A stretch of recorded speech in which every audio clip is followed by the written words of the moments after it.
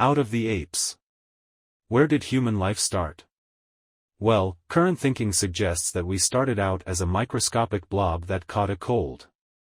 Lynn Margulis of Boston University developed a theory that life as we know it first started as a disease, and that the genes we carry within us contain a symbiotic parasite. The very first life on Earth was simple single-celled creatures which were too inefficient biologically ever to develop into complex modern life forms such as mammals. However, when they were infected by a simple bacterium, the combined inner chemistry of the two organisms allowed them to extract energy from oxygen. The breathing single-cell entities now had access to enough energy to grow into new organisms that were made up of many cells.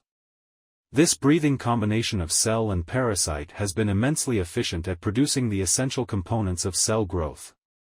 Every multicellular plant and animal on the planet today has mitochondria which can all be traced back to those original infected host cells, and both the human egg and sperm cells contain mitochondria.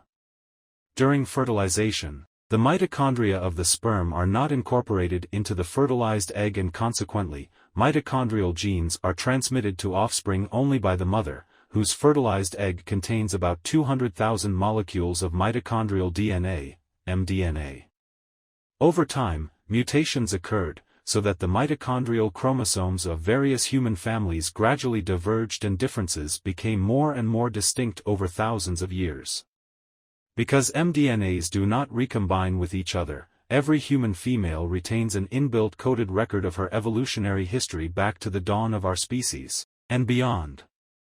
Geneticist Wesley Brown of the Howard Goodman Laboratory of the University of California realized that it should be theoretically possible to use mDNA to trace back all the linkages in the human species until he found the great-grandmother of all mitochondrial chromosomes, from which all others had descended. It also occurred to him that, in the process, he might reach so far back in time that the creature carrying the ancestral chromosome would not be human at all. Brown built his mitochondrial family tree and was surprised to pinpoint a relatively recent common female ancestor for all living humans. According to his calculations, every person on the planet today evolved from a small, mitochondrially monomorphic point somewhere between 180,000 and 360,000 years ago. In simple terms, this means that there was a single female from which all of mankind is descended. Understandably, Brown dubbed this unknown woman mitochondrial Eve. This was a staggering result.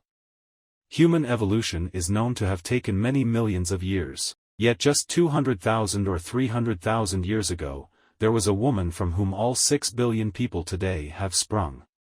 Alan Wilson, the leader of the research group which made this discovery, has always emphasized that this mitochondrial Eve had a small but unknown number of companions of both sexes who had contributed copies of their nuclear DNA to our gene pool, but the implication is clear: all races of man are very close family members. Our extended family is also much closer than most people realize. Molecular biologists have now identified from the study of DNA that our genes are about 98% the same as the African apes. Sociologists have also established that every aspect of human social behavior, from child beating to ice cream craving, is linked to some hidden evolutionary motive with a counterpart among every mammal, from lemurs to zebras. In the next chapter we uncover the caveman myth. If you are interested in history, read full book, now link is in description.